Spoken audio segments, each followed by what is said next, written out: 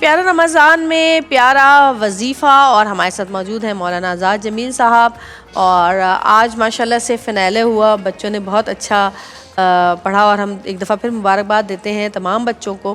اور آج کا جو ہمارا ٹاپک تھا وہ چونکہ آج ویمنس ڈے ہے، تو ہم نے بات کی کہ اسلام نے سب سے زیادہ حقوق اور فرائض جو ہیں وہ خواتین کے بتائے ہیں۔ آپ کیا کہتے ہیں اس بارے میں؟ بسم اللہ الرحمن الرحیم، نحمدہ ونصلی وسلم علی رسولہ الکریم۔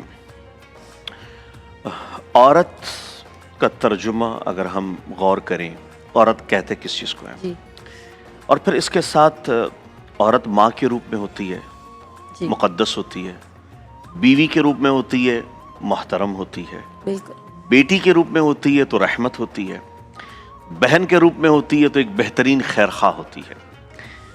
تو جو عورت اس زمانے میں، میں سمجھتا ہوں اس زمانے کی جدت نے عورتوں کے حقوق سلب کر لیے۔ جو عورت کی عظمت تھی، جو عورت کا مقام تھا، جو عورت کی شان تھی، وہ مجروسہ ہو گیا ہے، اور کہیں اس میں آج کا فیشن بھی شامل ہو گیا، آج کی ٹیکنالوجی بھی شامل ہو گئی۔ اس نے جو عورت کا تشخص ہے اس کو ڈیمیج کیا ہے۔ اسلام نے عورت کو یوں سمجھ لے گھر کی حکمرانی کا بڑا سہرا دیا تھا، اور گھر کے فیصلے میں عورت کا مقام، گھر کے مشوروں میں عورت کا بڑا مقام۔ آپ صلی اللہ علیہ وسلم نے فرمایا کہ جس کو کشادہ گھر ملے، نرم سواری ملے، اور مرۃ صالحہ، اور اچھی بیوی مل جائے، اس شخص کو کل کائنات کی خیریں مل گئیں۔ اور پھر ایک روایت میں آتا ہے جس کو شکر کرنے والا، جو کہ وہ کہتے ہیں نا کہ مین چیز اب کیا ہوتی ہے کہ شکر کرنے والا دل، ذکر کرنے والی زبان، اور مشقت پر برداشت کرنے والا جسم مل جائے، اور اچھی بیوی مل جائے، یہ شخص نہیں کہہ سکتا کہ اس کو کائنات کی خیریں نہیں ملی۔ ساری کائنات کی خیریں ملی ہیں۔ اب عورت کے بارے میں دیکھیں، عورت جس معاشرے میں تربیت یافتہ ہوتی ہے نا، تو وہ صرف ایک گھر نہیں ہوتا، اس سے ایک نسل پروان چڑھتی ہے۔ تو اس لحاظ سے ایک خاتون کا اپنے گھر میں رسپیکٹ رکھنا، ایک خاتون کی امیج جس گھر میں برقرار ہوتی ہے اور وہ حسن انداز کے ساتھ ہوتی ہے، تو اس گھر کو میں نہیں سمجھتا کہ دنیا کی کوئی بھی ایسی چیز رونق بخشتی ہے جو تاثیر ایک عورت ہم سمجھتے ہیں کہ کھانا بنانے کے لیے ہے، عورت بس صرف گھر کا کام کرنے کے لیے ہے۔ نہیں، آپ اگر دیکھیں عورت کا معاشرے میں تعلیمی اعتبار سے، اخلاقی اعتبار سے بہت بڑا کردار ہوتا ہے ایک خاتون کا۔ اب ایک شوہر، میں نہیں سمجھتا کہ کوئی بھی کامیاب شخص وہ ایسے ہی کامیاب ہوا ہو کہ اس کے پیچھے کوئی ایک اچھی خاتون نہ ہو، لیکن ایک محاورہ بھی ہے نا کہ کامیاب آدمی کے پیچھے ایک خاتون کا ہاتھ ہوتا ہے۔ ہر کامیاب آدمی کے پیچھے ایک عورت کا ہاتھ ہوتا ہے، اور ہر ناکام آدمی کے پیچھے دو عورتوں کا ہاتھ ہوتا ہے۔ جی اچھا، ایک دو بات عورتوں کا ہاتھ ہوتا ہے، تو وہ تو دونوں بیویاں ہو سکتی ہے، یہی تو کہہ رہی ہوں۔ ہاں اچھا، اس کے ساتھ ہی جو دو دریاؤں کے بیچ انسان چلتا ہے، اور اس وقت کی بڑی مشکل چیز وہ ہم نے سمجھ لی ہے کہ شاید وہ ایک عورت ہے۔ نہیں، عورت بہت نازک مزاج ہوتی ہے۔ وہ کہتے ہیں نا کہ اگر عورت کو سیدھا کرنے لگو گے تو وہ تو ٹوٹ جائے گی۔ تو بڑی باریک بینی سے میں نے ایک چیز دیکھی کہ عورت جو ہے نا بہت جلدی یقین کر لیتی ہے، بہت جلدی مان جاتی، بہت جلدی وہ مسئلے کو حل کر لیتی ہے۔ تو اب خواتین، میں نہیں سمجھتا اس دور میں یہ ہم پہ کیا ایک عجیب قسم کی کیفیت طاری ہو گئی ہے کہ ہم نے عورتوں کے لیے ایک تاثر دماغ میں بٹھایا ہوا ہے کہ بس عورت ہے تو بس اب ان کو بس پیچھے ہونا پڑے گا، اب ان کا تو معاشرے میں کردار نہیں ہے۔ آج کے دور میں بھی ایسے ملک موجود ہیں، ہمارے ملک میں بھی ایسی جگہیں موجود ہیں، دنیا میں ہر جگہ ایسے لوگ موجود ہیں جو آج بھی عورت کو اس کا بنیادی حق نہیں دیتے ہیں، عورت کو کچھ بھی نہیں سمجھا جاتا، اور عورت کے جو حقوق ہیں وہ بھی پوری طرح سے ادا نہیں کیے جاتے، جبکہ اسلام میں آپ کو پتہ ہے کہ جتنے عورتوں کو حقوق اور فرائض بتائے گئے ہیں وہ کہیں کسی اور مذہب میں نہیں ہے۔ اگر ہم اپنے ہی نبی پاک صلی اللہ علیہ وآلہ وسلم کی زندگی کو دیکھتے ہیں، ان کی سنت کو دیکھتے ہیں، تو وہ نبی پاک صلی اللہ علیہ وسلم ایسے تھے کہ حضرت بی بی خدیجہ جو کہ ایک ورکنگ وومن تھی، کام کرتی تھی، تجارت کرتی تھی، اور انہوں نے ان کو کبھی منع نہیں کیا اس چیز سے، جہاں یہاں تک کہ انہوں نے اپنی تمام دولت، اپنی ہر چیز اسلام کی راہ میں جو ہے نا پیش کر دی۔ اور اگر ہم حضرت عائشہ رضی اللہ تعالیٰ عنہ کی بات کرتے ہیں تو حضرت عائشہ رضی اللہ تعالیٰ عنہ جو ہے وہ ماشاءاللہ سے لوگوں کے مسائل حل کرتی تھیں، فتوے دیا کرتی تھیں، اتنی قابل تھیں وہ۔ اور اگر ہم بات کرتے ہیں حضرت بی بی فاطمہ کی، فاطمہ الزہرا، نبی پاک صلی اللہ علیہ وسلم جب وہ آتی تھی کھڑے ہو جاتے تھے ان کے لیے، اپنی جگہ ان کو دے دیتے تھے، ان کے ہاتھ پہ بوسہ دیتے تھے، ان کو اتنا پیار کرتے۔ نبی پاک صلی اللہ علیہ وسلم نے اتنی عزت دی خواتین کو، چاہے وہ ان کی والدہ ہوں، چاہے وہ ان کی وہ ہوں دائی حلیمہ ہوں، چاہے کوئی بھی ہو۔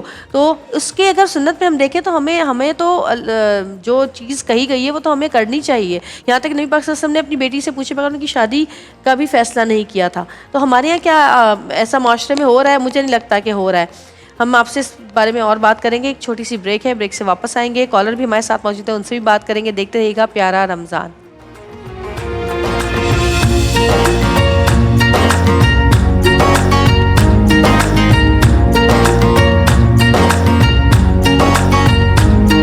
جی کالر لائن پہ ہیں، پہلے کالر لے لیتے ہیں۔ ہیلو السلام علیکم۔ وعلیکم السلام، جویریہ بات کر رہی ہیں؟ جی میں جویریہ بات کر رہی ہوں، آپ کون بات کر رہی ہیں؟ میں اپنا نام نہیں بتا سکتی، میں لاہور سے بات کر رہی ہوں۔ لاہور سے؟ جی نام نہیں بتانا چاہیے۔ مجھے مولانا صاحب سے بات کرنی تھی۔ جی مولانا صاحب سن رہے ہیں، آپ کو بات کیجیے۔ مجھے کہنا تھا کہ نا میری شادی کو 4 سال ہو گئے ہیں، اور مجھے ریسنٹلی نا جہاں میں سوچی ہوں نا جس بستر پہ، اس کے نیچے سے نا مجھے تعویذ ملا ہے، اور میں نے جب معلومات وغیرہ کرائی نا تو انہوں نے بتایا کہ نا میری اولاد نہ ہو اس لیے کروایا ہے، اور انہوں نے مجھ سے یہ بھی بولا کہ میری نا ساس نے یہ تعویذ کروایا ہے، اور میں چاہتی ہوں کہ مجھے کچھ ایسا بتائیں کہ میری اولاد بھی ہو جائے، کیونکہ 4 سال ہو گئے ہیں اور میں نا ان سب چیزوں سے باہر آ جاؤں، تعویذ وغیرہ سے، میری اولاد نہیں ہے۔ آپ اپنی ساس کے ساتھ رہتی ہیں؟ آپ اپنی ساس کے ساتھ رہتی ہیں؟ جی۔ اچھا، تو ان کو بتایا آپ نے یہ؟ نہیں، ان کو نہیں بتایا۔ جی دیکھیں کتنی افسوس کی بات ہے، کتنا دکھ کا مقام ہے کہ انسان ہی انسان کا ایسا دشمن بنا ہے، اور وہ دشمن بھی گھر کا ہے۔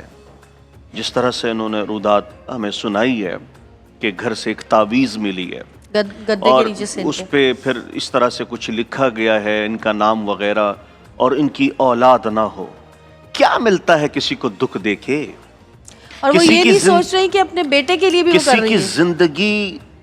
کسی کی زندگی عذاب میں ڈال کے اگر آپ کو خوشی محسوس ہو رہی ہے تو پھر معذرت کے ساتھ آپ انسان نہیں ہیں، چونکہ انسان ہر گھر میں پیدا ہوتا ہے، انسانیت کسی کسی کے گھر پیدا ہوتی ہے۔ ہاں کیا بات کی۔ تو یہ چیز جو ابھی ہمیں سننے کو ملی، اور اسی طرح واقعات ہیں کہ اپنے بہو پر یا دیورانی پر اس قسم کی چیزیں کر لینا کہ ان کی اولاد نہ ہو، اور وہ لوگ بھی جنہوں نے آستانے بنائے ہوئے ہوتے ہیں، جس کے لیے وہ کس کس مراحل سے گزرتے ہیں۔ اگر میں آپ کو بتا دوں تو یہ کالا اور پیلا اور نیلا اور سفید جتنے جادوؤں کے رنگ اور نام ہیں، یہ نہ ہو تو کیا ہوں۔ وہ اس کے لیے جس حد تک جاتے ہیں، ایمان سے ہاتھ دھو دیتے ہیں، یقین سے ہاتھ دھو دیتے ہیں، آخرت ان کی تباہ ہو جاتی ہے، راتوں کا سکون ان سے چھین لیا جاتا ہے، دلوں کی راحت ان سے لے لی جاتی ہے، اور ان کے چہروں پہ ہی پھٹکار ہر وقت رہتی ہے، ہر وقت ان پہ ملائکہ لعنت کر رہے ہوتے ہیں، اور ہم سب یہی کہتے ہیں کہ اللہ کی لعنت ہو اس ہر شخص پر جو اس قسم کے تعویذ گنڈے کر کے کسی کی زندگی میں ایسی مشکلات کھڑی کر دیتے ہیں جس سے ان کے لیے نکلنا مشکل ہو جاتا ہے۔ تو خدارا جو لوگ وہ اس قسم کے جادو، اور مختلف آسیب لگا کے اور اس طرح سے جادو ٹونا کر کے بندشیں کروا کے. پہلی بات تو یہ ہے کہ ان چیزوں سے انکار اسی لیے نہیں کیا جا سکتا کہ یہ چیزیں ہوتی ہیں، لیکن ان چیزوں کے لیے وہ شخص جو کرتا ہے وہ ناپاکی کی انتہا تک چلا جاتا ہے، وہ غلاظت کی انتہا تک چلا جاتا ہے. اس کے بعد وہ شیاطین اور وہ جنات، وہ خبیث قسم کے، جس کا لفظ قرآن میں متعدد جگہ وارد ہوا ہے، وہ خناس قسم کے لوگ وہ اس میں جب شامل ہوتے ہیں اور وہ پھر شیاطین اس قوت کے ساتھ اس کام کو بگاڑ دیتی ہیں جو کہ ہو جاتا ہے. لیکن اگر کوئی شخص اس عمل کا ارتکاب کر چکا ہے تو توبہ کر لیں، رجوع کر لیں. جس شخص نے کسی کو اس نیت سے ہاتھ دکھایا کہ تم دیکھ لو کہ میرا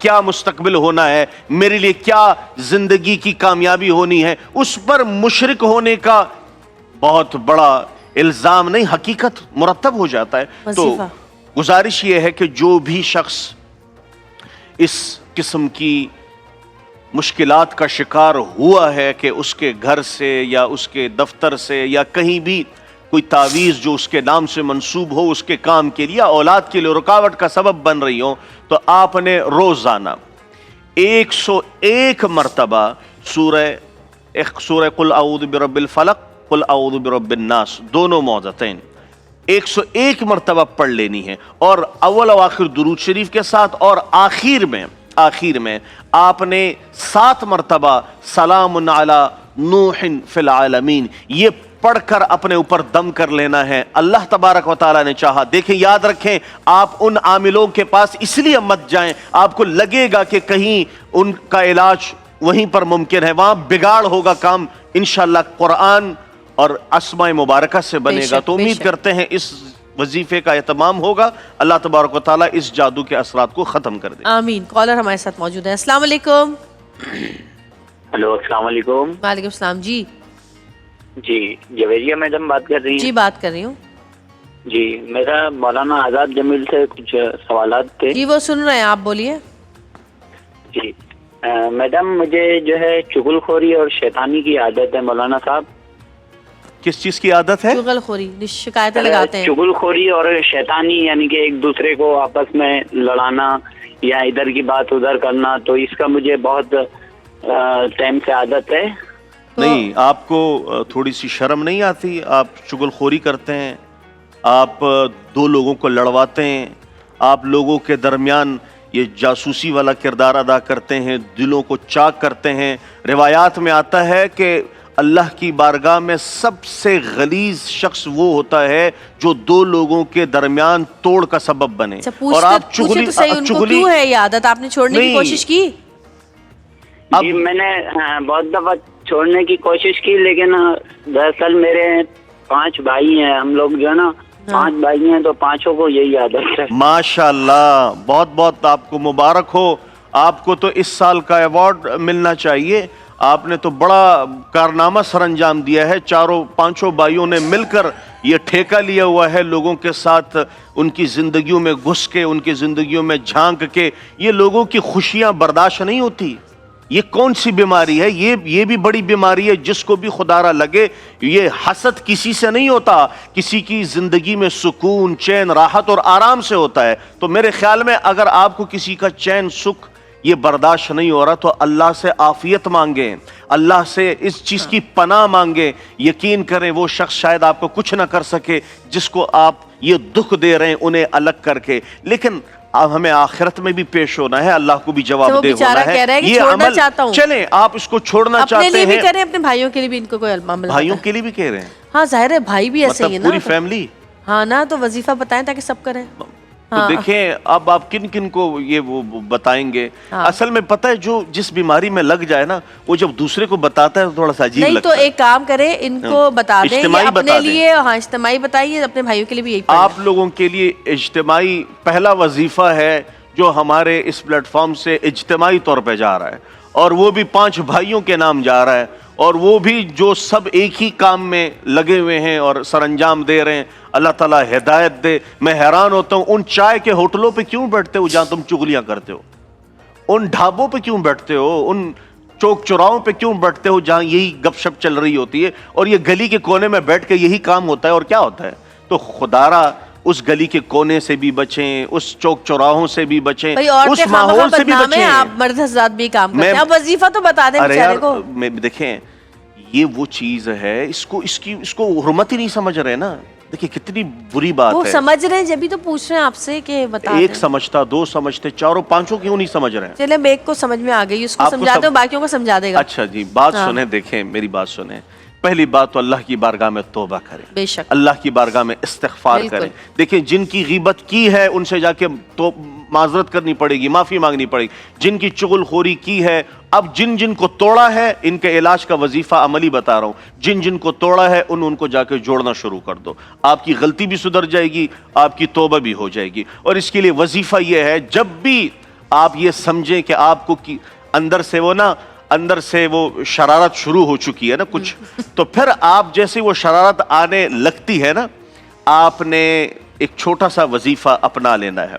और वो वजीफा ये अपने आप को यूं देखना है, अपने आप को यूं देखना है, और आपने पढ़ना है अऊज़ु बिल्लाहि मिनश शैतानिर रजीम, अऊज़ु बिल्लाहि मिनश शैतानिर रजीम।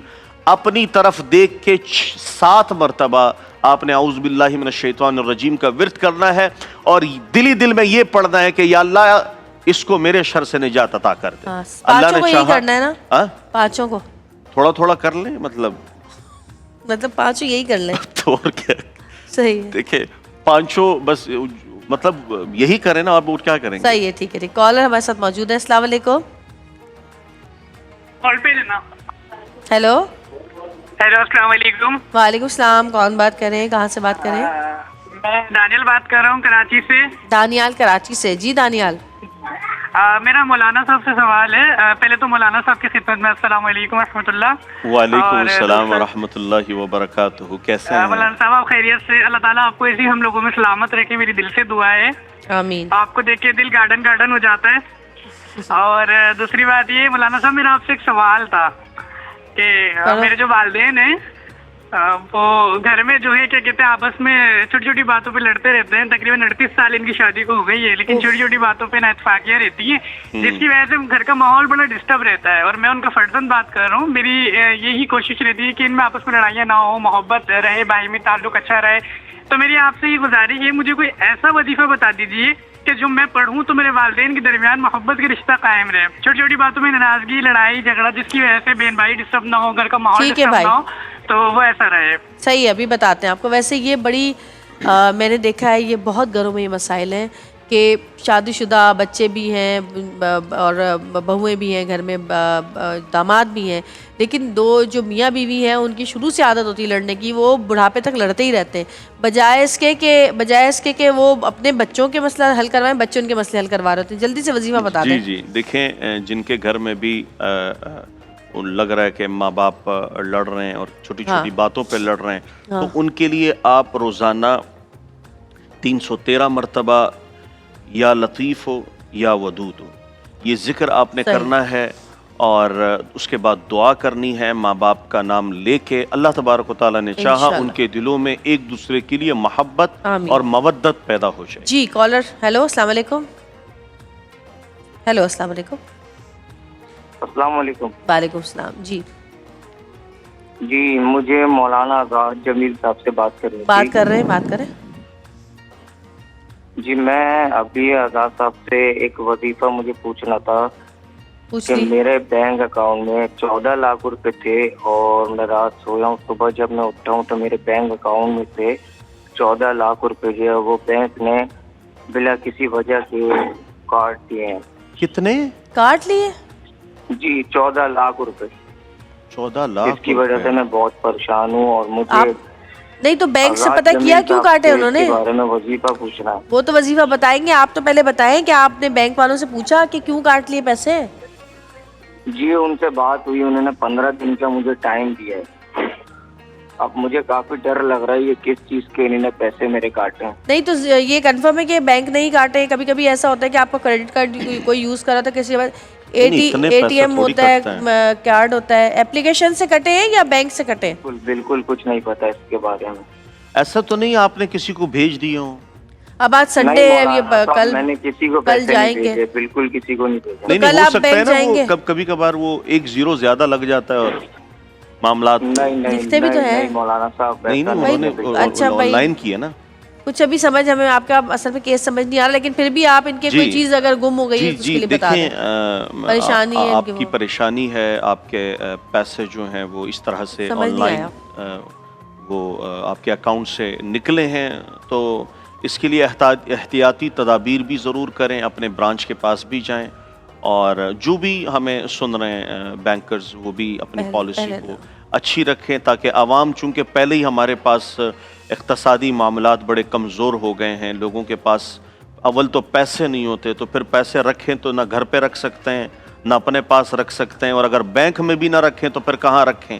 تو کوشش کریں جو ہمیں سن رہے ہیں وہ اپنی ذمہ داریاں بھی ادا کریں. اور وظیفہ انہوں نے پوچھا ہے کہ کوئی گمشدہ چیز کو دوبارہ حاصل کرنے کے لیے, تو آپ نے لإیلاف قریش سورہ قریش روزانہ 21 مرتبہ اول و آخر درود شریف کے ساتھ آپ پڑھیں, انشاءاللہ العزیز اللہ نے چاہا آپ کی کھوئی ہوئی چیز واپس مل جائے گی.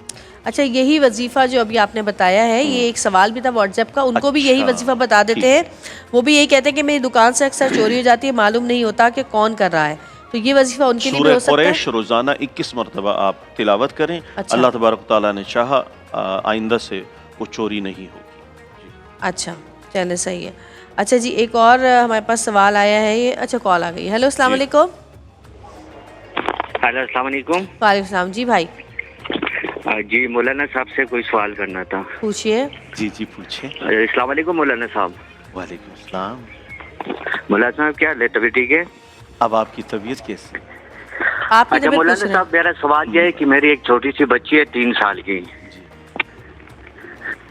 ہلو, آواز آ رہی ہے؟ جی آ رہی ہے, آواز آ رہی ہے, آپ کی آواز سب کو آ رہی ہے. میری ایک چھوٹی بچی ہے 3 سال کی, تو وہ میں سٹی سے باہر ہوتا ہوں, مہینے بعد میں گھر جاتا ہوں, تو میں جب گھر سے باہر ہوتا ہوں وہ بالکل ٹھیک ٹھاک رہتی ہے, مطلب کوئی کوئی ضد وغیرہ نہیں کرتی. وہ مہینے بعد 4 دن کے لیے جب میں جاتا ہوں تو وہ 4 دن میں وہ ضد بہت زیادہ کرتی ہے, چھیڑتی بہت ہے, روتی بہت ہے. تو میں گاؤں میں ایک مولوی کے پاس لے کے گیا تھا, تو وہ کہہ رہے تھے کہ مسئلہ اس کے اندر نہیں ہے, مسئلہ میرے اندر ہے, مطلب جو میرے اندر باپ کے اندر اس کا مسئلہ ہے. تو مولانا صاحب کوئی وظیفہ یا کوئی عمل بتائیں گے آپ؟ انہوں نے آپ کو بتایا آپ کے اندر کیا مسئلہ ہے؟ انہوں نے بتایا کہ کیا مسئلہ ہے آپ کے ساتھ؟ تو یہ نہیں بتایا نا, تو وہ یہی کہہ رہے تھے, ان کو میں نے یہی کہا کہ میں گھر پہ نہیں ہوں تو یہ بالکل سیٹ رہتی ہے. آپ کے ساتھ کیا ریزن ہے, مطلب آپ کا کوئی کسی نے کچھ کیا ہوا ہے آپ کے پر, کوئی نظر ہے, آصف ہے, جادو ہے؟ تو میں مولانا صاحب سے پوچھ رہا ہوں نا کہ یہ شاید یا کوئی میری نظر لگتی ہے یا کوئی اور مسئلہ ایسا ہے جو میرے ساتھ وہ چھیڑ بہت زیادہ کرتی ہے. اچھا, کبھی کبھی بچے لاڈ بھی کرتے ہیں, کبھی کبھی بچے لاڈ بھی کرتے ہیں, جب آپ نہیں ہوتے نا تو وہ آپ کو ڈھونڈتی ہوگی, جب آپ آتے ہوگے تو آپ سے لاڈ بھی کرتی ہوگی, اور اگر آپ پہ کوئی ایسی اوپری نظر ہے یا کوئی پریشانی ہے تو وہ مولانا صاحب بتا سکتے ہیں. جی آپ نے جو پریشانی بتائی ہے, اور یقینی طور پر پریشانی ہوتی ہے, اور جو شخص اس میں مبتلا ہوتا ہے اسی تکلیف کا اندازہ ہوتا ہے. تو ہم دعا بھی کرتے ہیں اللہ تعالیٰ آپ کی اس پریشانی کو ختم کر دیں. اور وظیفہ بھی ہم بتا رہے ہیں, وظیفہ یہ ہے اللہ اللہ ربنا لا نشرک بہ شیئا. آپ نے روزانہ 313 مرتبہ اول و آخر درود شریف کے ساتھ اس وظیفے کا اہتمام کرنا ہے. جو بھی آپ کو لگ رہا ہے بیماری ہے یا کسی نے کچھ کرا ہے یا کسی بھی طرح سے کوئی ایسی چیز جو آپ اپنے اندر محسوس کر رہے ہیں اور وہ سمجھ میں نہیں آ رہی ہے, تو انشاءاللہ اس وظیفے کے اہتمام سے اللہ نے چاہا وہ مرض جو ہے یا وہ عادت ہے یا وہ فعل ہے یا عمل ہے جو بھی کچھ ہے وہ ختم ہو جائے. بچی کے لیے بھی یہی پڑھیں, اور بچی کے لیے جو چونکہ آپ کی بچی ہے رب اغفر وارحمہما کما ربیانی صغیرہ, یہ آپ نے وظیفہ کر کے ان کے لیے آپ نے دعا کرنی. جی اب ہم چلتے ہیں مولانا بشیر فاروقی صاحب کی دعا کی طرف, اور مانگتے ہیں دعا اللہ تعالیٰ سے کہ ہماری مشکلیں آسان کریں. آمین.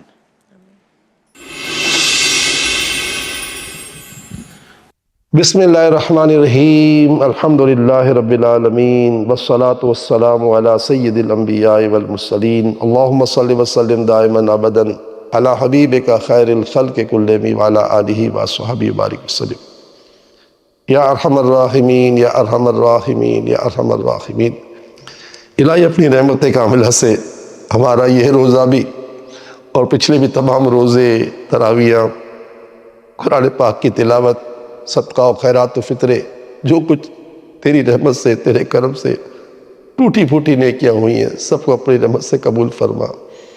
رمضان کے بقیہ جو دن ہیں پروردگار، انہیں بھی صحیح طریقے سے بسر کرنے کا ہمیں موقع عطا فرما۔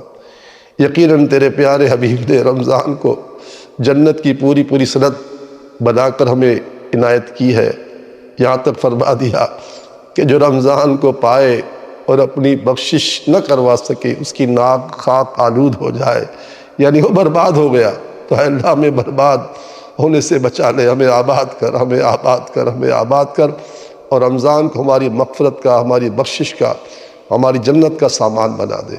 ہماری، ہمارے ماں باپ کی، ساری امت مسلمہ کی بخشش و مغفرت فرما۔ الہ العالمین اپنی رحمت کاملہ سے ہمارے ماں باپ کی، ساری امت کی امداد فرما دے، سب کے گناہ بھی معاف کر دے۔ پروردگار عالم جو بیچارے مقروض ہیں انہیں قرض سے خلاصی عطا فرما، جن کا اپنا گھر نہیں ہے ان کو اپنا ذاتی گھر دے۔ مالک، جو ہمارا وطن ہے وہ اس وقت سود اور قرض کی لپیٹ میں بری طرح جکڑا ہوا ہے، پاکستان کو سود اور قرض کی لپیٹ سے چھٹکارا دے۔ IMF اور ورلڈ بینک کی غلامی سے پاکستان کو آزاد کر۔ پاکستان کے اندر پروردگار جو تباہیاں بربادیاں ہماری سرحد پر بچی ہوئی ہیں اس کا بھی خاتمہ فرما۔ ہمارے پاک فوج کے جوان روز شہید ہو رہے ہیں تو ان کی حفاظت فرما، گھروں کے گھر اجڑ رہے ہیں تو حفاظت فرما۔ اے الہ العالمین، ان مقبول گھڑی میں تجھ سے دعا ہے پروردگار، جو بیچارے بے رشتہ ہیں ان کو رشتوں بھی عطا فرما، جو بے اولاد ہیں انہیں نیک اولاد بھی عطا فرما۔ جہاں ناچاکیاں ہیں، نا اتفاقیاں ہیں، دوریاں ہیں، دشمنیاں ہیں اور نوبت طلاق اور خلا تک آ چکی ہیں، ان کا خاتمہ فرما دے۔ بس پروردگار اپنی رحمتوں سے بے قصور قیدیوں کو رہائی دے، جو لاپتہ ہو گئے ہیں، گھر والے بے چین ہیں، اللہ ان کے لیے بھی غیب سے پتہ عطا فرما دے۔ جن پر مقدمے بنے ہوئے ان کو مقدموں سے خلاصی عطا فرما۔ ہمارا وطن عزیز پاکستان صبح قیامت تک سلامت رہے، آباد رہے، شاد آباد رہے، اور اس وطن سے ہر طرح کی تباہی بربادی کا خاتمہ ہو جائے۔ آمین آمین آمین یا رب العالمین۔ وصلی اللہ تعالی علی خیر خلقہ محمد وعلی آلہ واصحابہ اجمعین برحمتک یا ارحم الراحمین۔ لا الہ الا اللہ محمد رسول اللہ صلی اللہ تعالی علیہ وآلہ وسلم۔